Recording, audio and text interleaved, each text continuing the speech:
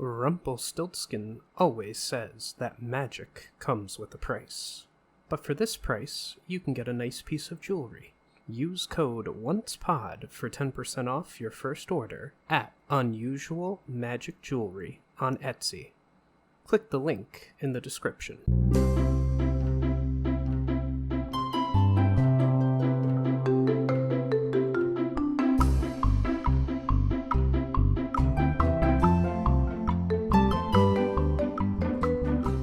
Hello, and welcome to the Once Again podcast. We are your hosts, Ashley and Jason.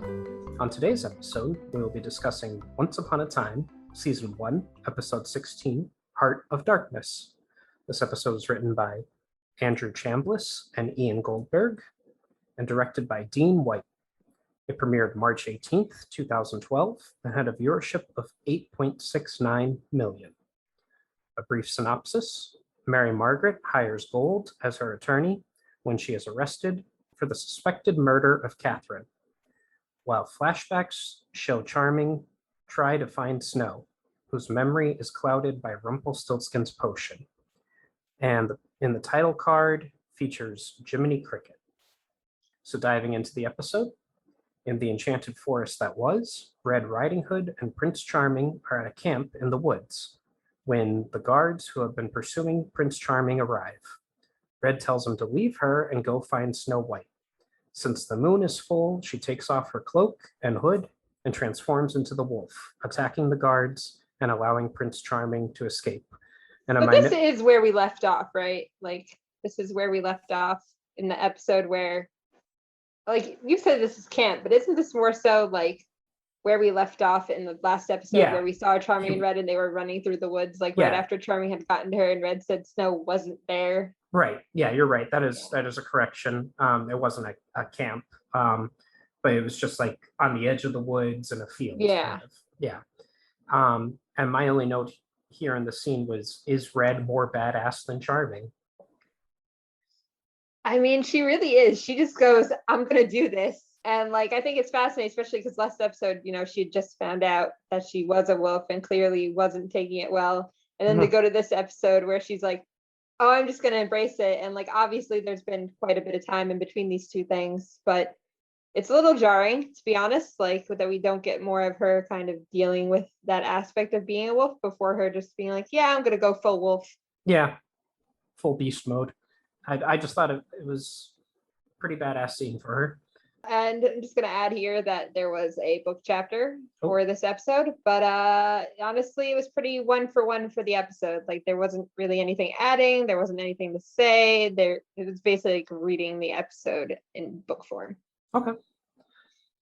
In Storybrooke, Sheriff Emma Swan takes mugshots of Mary Margaret, but insists that she doesn't want to arrest her and that she has no choice as the evidence is too strong. She tells Mary Margaret to be patient since Mayor Regina Mills will fire her if she doesn't do her job by the book. And if Emma gives her a reason to fire her, the next sheriff will railroad Mary Margaret. I feel like all that should be obvious. And I know it's hard on Mary Margaret and Emma's like friendship, but like Mary Margaret has to know that like Emma can't just let her go. Yeah, agreed. In the Enchanted Forest, Snow White is cleaning inside the cottage she shares with the 7 dwarves and singing, but seeing a bluebird, she tries to kill it with a broom.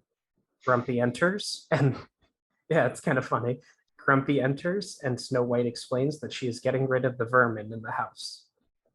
He asks her to come to dinner, but she is shocked to find a talking cricket waiting to speak to her. Jiminy Cricket has arrived to stage an intervention concerning Snow White. Grumpy says that the potion is to blame for her change in behavior. Since taking it, she has changed and has been angry with everyone. Jiminy points out that Snow White is taking her problems out on her friends. Snow seems to be agreeing, but then argues that the real problem is the evil queen. Despite Jiminy's pleas, Snow White says that she will get revenge and leaves, declaring her intention to kill the queen. So I have a few notes here. In the beginning of the scene, Snow White hums "With a Smile and a Song" from Disney's 1937 Snow White and the 7 Dwarfs film. Okay, didn't realize that, but I also haven't seen that movie in a long time. So Yeah, well, we'll both be checking it out pretty soon yeah, again. I have an observation. The bird that Snow White attacks is a lovebird, and it is CGI blue. Like it wasn't actually blue, they CGI'd it. And it is the same kind of bird that she and her counterpart set free in Pilot. interesting. Mhm. The enchanted intervention made me laugh out loud. And Grumpy's line to Snow of saying, "Look what you're doing to Happy," after Happy started insulting Snow White. That also made me laugh. And that this is how Snow White and Jiminy meet. This is a great scene. Jennifer Goodwin's acting here is so good. Mhm. Like, especially given how she acts in most other scenes, acting as Snow or Mary Margaret. Like this scene is Yeah, amazing. Like it's chuckles all around this entire scene. yeah, it's a different take on the character because she's It's meant to be out of character a yeah, bit. So yeah, and she's fantastic at doing it. so good. Back in Storybrooke, Emma takes Mary Margaret into the interrogation room for questioning. Regina is there as a third party person, so Emma does not show favoritism. Mary Margaret is surprised when being shown the box that had the heart in it. She admits to having seen the box before, since it is her jewelry box, but insists it must have been stolen. Regina assures Mary Margaret that she knows what she is going through. She knows what losing someone is like and how it can put someone in a dark place. Emma takes Regina outside and tells her that as an observer, she shouldn't ask questions. Regina tells Emma to investigate the apartment for evidence of a robbery, but that a woman who has been heartbroken is capable of doing unspeakable things. I hate And that Regina's really trying to put her own emotions on Mary Margaret here. Like, I would do all these crazy things. Obviously, other people would do all these crazy things just because they lost their love. yeah, Why wouldn't they? especially since Kathryn was leaving anyway. So Yeah. why would Mary Margaret attack her? Who knows? But you're right about Regina putting her own feelings onto it. My note here says, so the box being Mary Margaret's jewelry box is why her fingerprints were inside it. Because that bothered me in the last episode. Yeah. You know, back in the Enchanted Forest, Snow White is in the forest when she captures one of the Queen's knights. She threatens to kill him if he doesn't give her information about the Queen's whereabouts. After complying with her demand, Snow White knocks out the knight and takes his armor and clothes as a disguise for herself. Grumpy shows up and warns her that her plan will not work. He offers to take her to Rumplestiltskin as he wants him to reverse the effects of the potion. Snow White agrees to go, knowing that the wizard is capable of anything. And I put in my note here a dark version of Snow White. I mean, I think it'd be more fascinating if we got an even darker version. Hmm. Like, let's imagine for a second Snow White as the dark one Oh, instead of anybody else that it could possibly be. well, I thought you were going in a different direction. I thought you were going to say, let's imagine a world where Snow White marries James instead of Charming, Oh, that would and also be interesting. yeah, and has fireball powers for some reason. And Regina's the one that's hunted. I mean, Who- it's implied later that if she had killed Regina, she would have kind of inherited a lot of what Regina already was experiencing. So interesting. Like, would she have learned magic? Would she have gained powers? Mhm. I'm not really sure that's the case, but alternative life Snow White would be a very interesting thing to see. There's got to, going back to your point though, there's got to be some fan fiction out there where Snow White becomes the dark one. Oh, it's possible because it's like there's definitely a world where that could easily happen, especially Hmm. with all that she goes through Hmm. throughout this whole series. Like alternatively, she could have taken that spot instead of down the line. It would be interesting, like if Snow White was the dark one, what Emma would have ended up. Well, it wouldn't have been Emma because, well, I guess it could have been Emma anyway. But what her children would have been like if they had been born with magical powers and stuff. Anyway, moving on. In Storybrooke, Emma checks her and Mary Margaret's apartment for signs of a break in. Henry shows up, even though he should be at school, saying they need to help Mary Margaret. He believes Regina framed Mary Margaret, which Emma has trouble believing in because his only reason is that she hates Snow White, meaning Regina. She doesn't find that there was a break-in, but Emma hears rattling in the floor vent.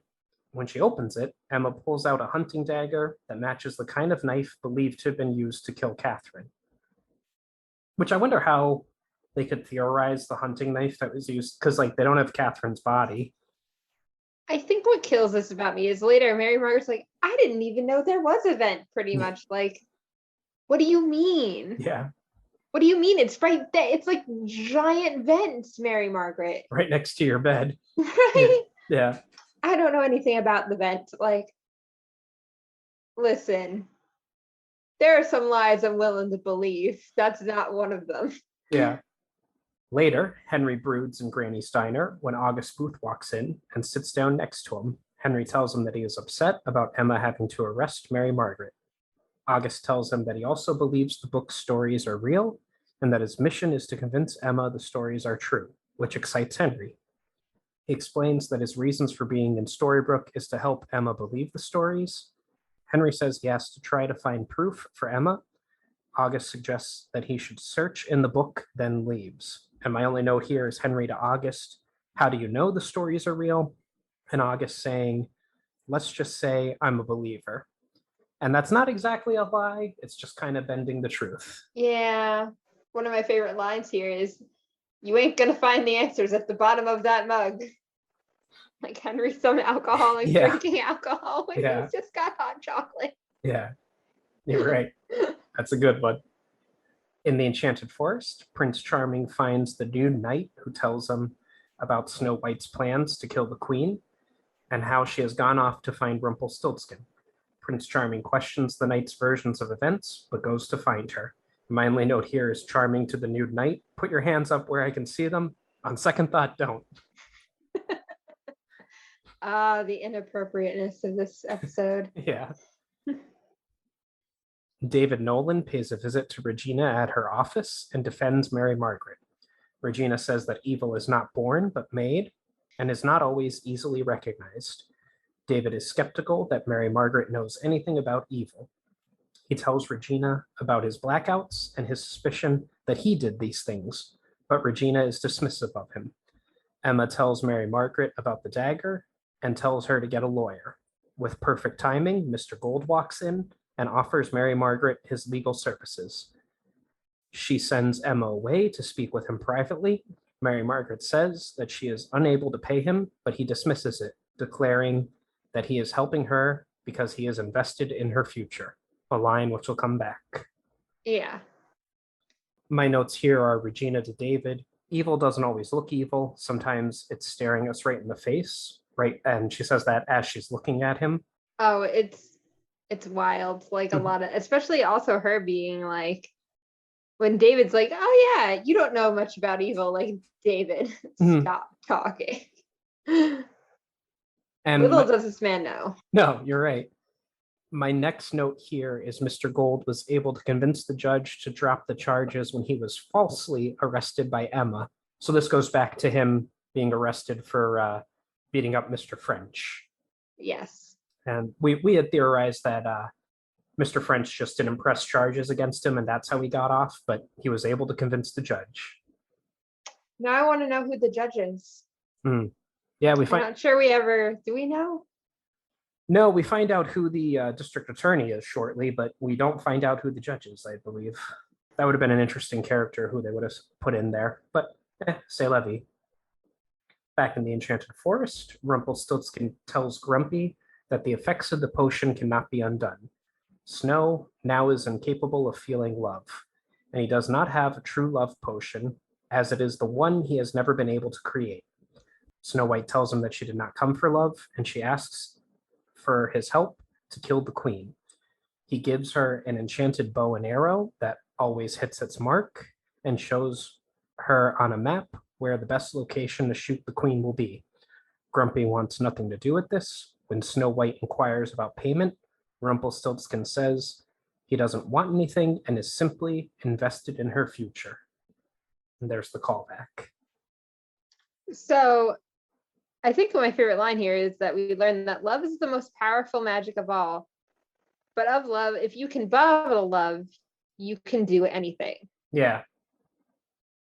It was interesting too, because I paused on the scene where it showed all of his potions, and I was trying to figure out what they were, like the ones that he had there. Yeah. And I couldn't. They had symbols on them. I couldn't depict what they were. I'm sure they're like metaphysical kind of things that not necessarily like bottling love, like either bottling emotions or other metaphysical properties. Right. But yeah, it's interesting because in this episode he does in fact bottle love. Yes. Spoilers for the end of the episode, I guess. But I don't remember exactly what he does with it. And I guess we'll find out in the series. I don't remember either. Yeah. I knew it was coming because I know in a previous episode when we were talking about why he wanted her hair, that I mentioned that pretty sure it's to bottle true love. Mm-hmm. And I guess we'll be reminded when it pops up. Yeah. In Storybrooke, David visits Archie Hopper and tells him about his blackouts. I don't really have anything about this scene. I think it's pretty quick, like one and done. Prince Charming goes to see Rumplestiltskin and wants to know about Snow White.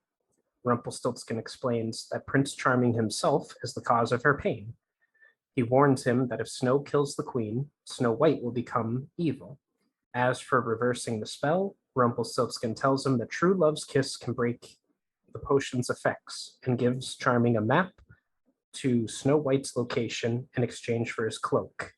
And there's a hidden detail in here. When Prince Charming confronts Rumpelstiltskin, there is an arrangement of roses on the table, and that is a reference to Rumpelstiltskin's story with Belle. And my other note is, I believe this is the first time we hear Rumpelstiltskin say "true love," like the funny little way he says it. When you like true love. Yeah. Yes. No, I think we do hear him say it that way before now, but I don't really remember what episode, but I think we do. Okay. Well, it was the first time it stood out to me then. Snow White has set up a place from which to fire at the queen and is testing the bow when Prince Charming sneaks up behind her. He embraces her and kisses her. However, the kiss has no effect. Snow White still does not know who he is, so she knocks him out and ties him to a tree. And my note here is Charming saying, "I will always find you," and Snow knocks him out. It's too funny. Back in Storybrooke, Henry has taken the keys from his mother's office. He thinks Regina used them to take the jewelry box and plant the dagger. Emma tries one of the keys in Mary Margaret's door, which successfully opens it, much to Emma's surprise. So these are the skeleton keys that we noticed earlier. Yeah. In the Enchanted Forest, before I go further, I also wanted to note, like, Henry was trying a bunch of different keys, and then Emma was like, "Oh, fine, I'll try one," and that's the one that works. I just think, it's more of that Emma is special kind of thing going on. Probably. So back in the Enchanted Forest, Prince Charming wakes up chained to a tree. He is surprised that the kiss did not restore Snow White's memories of him, but she still insists she does not love him. She goes off to kill the queen despite Prince Charming's pleas. I don't have any notes about that. I think it's interesting here that like she's very like words, that's all love is, and words don't mean anything, and that she's going to take action, and her action is killing the queen. Yeah, that's a good point. Brutal, very cruel. In Storybrooke, David undergoes hypnosis in an attempt to remember what happened between him and Kathryn the night she disappeared. David talks about his last conversation with Kathryn and that she wanted David to be with Mary Margaret if that meant that he would be happy. He has flashbacks of being in the woods with Snow White in the Enchanted Forest. He mistakes these for memories of Mary Margaret. He remembers Snow White trying to kill the evil queen and himself saying to her, "Don't kill her." David rushes out of Archie's office without telling him what he saw. Okay, so David's obviously like in hypnosis and experiencing these things. Does that mean that this happens to other characters sometimes? Like maybe since Emma's been here, that people like go to Archie and have conversations and have like sudden flashes of memory of this weird other life? Yeah, it is interesting. there's a whole different list of fan theories and speculations about when characters woke up and everything. Well, the curse worked differently on David because he was in the coma originally, so he didn't have the fake memories. Yeah. I wonder if that makes him unique in the hypnosis, like of and that bringing back his memories of the Enchanted Forest. I don't know. But like we've already established, these people don't really have like actual memories. Like they kind of have stories that have been given to them, but they don't have actual memories. So like if they were trying to like dig up childhood memories, presumably they from the forest, not from their life at Storybrooke, because there would be Yeah, nothing to pull from Storybrooke. yeah, you're right. That's true. Like if Snow was going to go under hypnosis, Mary Margaret, she would pull up stuff from her life at the Enchanted Forest and her father there. That's what she would pull because there is nothing else to pull. Well, that's my point is maybe the hypnosis, like, because hypnosis doesn't work on everyone. Like Accurate. some people are more susceptible than other people are. Maybe David's unique condition of having been in the coma is why the hypnosis like worked the way it did on him. Maybe. I would assume it would work pretty similar to other people. Maybe not as often, but like I can't imagine that these memories don't pop up for other people as well if they are going through hypnosis. Yeah. And it shows here also that David's not a man for details because he didn't notice that Mary Margaret's hair was much longer than it is. Yeah, and she was dressed for like hunting. Yeah, yeah. Well, it is what it is. So back in the Enchanted Forest, Jiminy finds Prince Charming, and after chewing through the ropes that bind him, suggests that since he cannot make Snow White remember him, maybe he should help her remember who she is. The Queen is traveling down the road indicated on the map, and Snow White draws back on her bow, ready to fire. However, Prince Charming jumps in front of the arrow, which strikes him in the shoulder, and says that he loves her. He does not want Snow White's heart to be filled with darkness, and that he would rather die than see that happen. Taken aback, Snow White kisses Prince Charming, and the effects of the potion vanish, with her memory of him restored. However, King George and his knights interrupt, and the guards take Prince Charming, knocking Snow to the ground. As she sees him being taken away in a cage, Snow vows to Prince Charming that she will find him. So I have a few notes here. I found it interesting that Charming was shouting Snow as he was being taken away from King George's men. And like he doesn't think that they will just go back and take her to the Queen or anything. Really, like that would be the easiest way of disposing of her as well. So yeah. And is this the first time that Snow says, "I will always find you"? I had the same note, so I think so. Okay. I had a very similar note. Mm-hmm. And my only other thing is that bow is supposed to hit its target no matter what, right? Like that's the enchantment of the bow. Are we to believe then that Charming was actually meant to be the target there for some reason? Because as we've clearly it's not Regina. As we've said before, Rumple's always playing the long game. So I think he knew, like he set this up to hit Charming and it would break the curse, so they would fall in love, so he could bottle pure love with because I forgot to mention in my notes, but in exchange for the information about Snow White, Charming had to give Rumple his cloak. I think I forgot. Had some of his hair on it, which it's in another scene. Mm-hmm. I mentioned before that I think Charming / David is the one who goes through the most physical toll on the show, like the most physical. Here's him getting shot in the which that shoulder, like it said in the wiki, it was in his shoulder. It was really close to his heart, like in the episode. Like it was very close. Anyway, just a little thing about him getting the most physical damage, I think, out of all the main characters. Yeah. So, in Storybrooke, David goes to Mary Margaret, telling her about the flashback he just saw. He asks her to tell him the truth as to whether or not she killed Kathryn. David's lack of faith in her pains Mary Margaret. She stood by him when the phone record said he lied, and when he was found at the spot of the disappearance, irrational with no memory. Then Mary Margaret tells him to leave. I hate David for this, I'm not gonna lie. Like, sir, think about those memories more, and really, she stood by you with all your and you couldn't stand by her. True love, my I think we said before the thing that the curse took from David was his courage. Yes. And so this is just a perfect example of it. He doesn't have the courage to stand with the woman that he loves, even though he should know that she's not capable of murdering someone. Oh well. In the Enchanted Forest, Snow White returns to the dwarves and apologizes. Grumpy realizes that she has returned to her normal self, much to everyone's relief. She tells them that King George took Prince Charming, and the dwarves offer to come with her to help. I do like the line there that they're like, we'll see what Snow White and 7 dwarves can really do. And I like that kind of allusion to the title of the movie. Yeah. In Storybrooke, while Mary Margaret is making her cot, she discovers a key as it falls from underneath the bed. The skull emblazoned key is able to unlock the door to her cell. She quickly relocks the door when Emma walks in and gives her breakfast and bad news. She confirms that the DNA from the heart is a match to Kathryn's. Therefore, the case against Mary Margaret is going through. Emma admits that she thinks Regina is behind it. Later, she visits Mr. Gold's pawn shop to discuss the possibility that Regina framed Mary Margaret. Mr. Gold acknowledges that Regina is tough, but he believes Emma is more powerful than she knows. So my notes here are Emma comes to Mr. Gold for help since she has lost to Regina every time she's gone up against her, except when he helped her.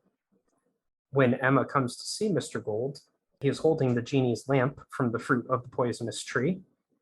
And also, this is a little behind the scenes, Mr. Gold is wearing a wedding ring on his left hand. While Robert Carlyle was filming the scene, he forgot to take off his own wedding ring. Ah. Yeah, just a little continuity. Uh-oh. Something I like is that Emma and Mary Margaret both like, why would Regina even frame her? And I'm like, man, maybe this is a time to listen to Henry, who has explanations for everything. Yeah. If only his story made any sense to sound logical minds. You gotta be a believer sometimes, folks. Back in the Enchanted Forest, Rumplestiltskin collects a hair from Prince Charming's cloak and drops it into a bottle containing Snow White's hair. The two strands of hair react to each other. He places the bottle above his reserved place for true love on his shelf of potions. And he has done the almost impossible and bottled true love. Yeah. And then the final shot of the episode shows Mary Margaret's cell standing empty. Okay, I just had a thought, by the way, about the true love thing. Does he need that to enact the dark curse? Like, is that the part that keeps Emma from being is putting that in the dark curse what makes Emma the catalyst for being able to break it, is because that is in the curse now, their specific true love? Because true love is the most powerful magic, and what this curse did is very powerful magic. So was that a necessity? I don't remember. I don't know if that was ever explained. I only have. I'm not sure if it was, or if it's explained coming up in other episodes. Yeah, it might be one of the drop plots that we've talked about before. Like the series has things and then they drop it out of it with never referencing them again or whatever. But I only have 2 episodes left to watch from season 1. I think I remember those episodes fairly well, but maybe it'll pop up again. And anyway, I have there was a deleted scene for this episode. The scene was called Bullseye, and it was scene 19.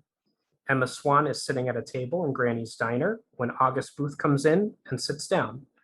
He says he'd like to ask her out again, but knows it isn't the best time for her, and she agrees with him.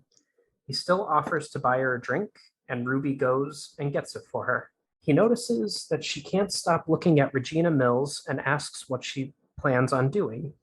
Emma wants to give her a piece of her mind, but it hasn't worked out lately. August gives her the advice to don't let Regina see it coming. August gets up and leaves the money to pay for Emma's drink.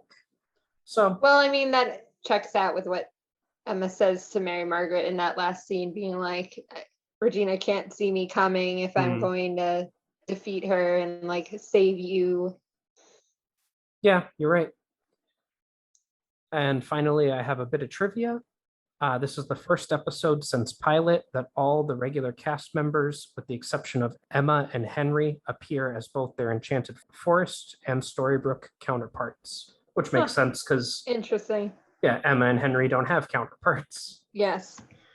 I do have one note that I didn't mention earlier because I didn't notice it, but when Snow is going to use the arrow and shoot Regina, it is snowing out.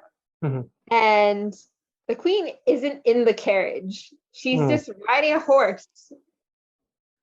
And like every other time we see her, this woman is in the carriage, protected in the carriage. Yet this random time where it's snowing, she's out on the horse. Yeah. Like, how did Rumple know that that was even going to be like a thing? Listen, you got to stop questioning Rumple. With how does he know? He always knows. That's just the answer. He has the script for the episode. How will they know? Yeah. How will they know? Yeah. You're making me think of that song from what is that movie? Enchanted? Is that what it's called? Maybe. I've never actually seen Enchanted, so. Is that? But that is the one that like Cinderella comes to our world, or what? Whichever Yes. one. Yeah. Are you talking about the How Does He Know? Yeah. Okay. I know the song. I know the song. That's what you're making me think of. All right. Well, presumably the cold wouldn't really bother Regina, although she is cold-hearted. So most cold-hearted Cold never bothered me anyway. All right, we're going into everything now. We really are. But I don't know. That is an interesting thing to point out because she is always in the carriage when she's being. When she's going and I know she's walking through like a village because there's people on the road, but like, wouldn't that just mean she'd like more likely be in the carriage because she likes to protect herself? Like, yeah. No, you're right. Well, none of those people in that village at least are a threat to her. Very few characters are a threat to her, actually, in the Enchanted I guess Forest. You're right. And if she really got cold enough, she could just make a little fireball to warm herself up. Accurate. That concludes this week's episode of the Once Again podcast. Thank you for joining us. Any questions, comments, or critiques can be addressed to either our email at onceagainpod@gmail.com or on Twitter at onceagainpod. If you are feeling generous and would like to contribute to the podcast, we have several tiers available on patreon.com/onceagainpod. Also, a like and a share would be greatly appreciated. Thank you and have a wonderful day.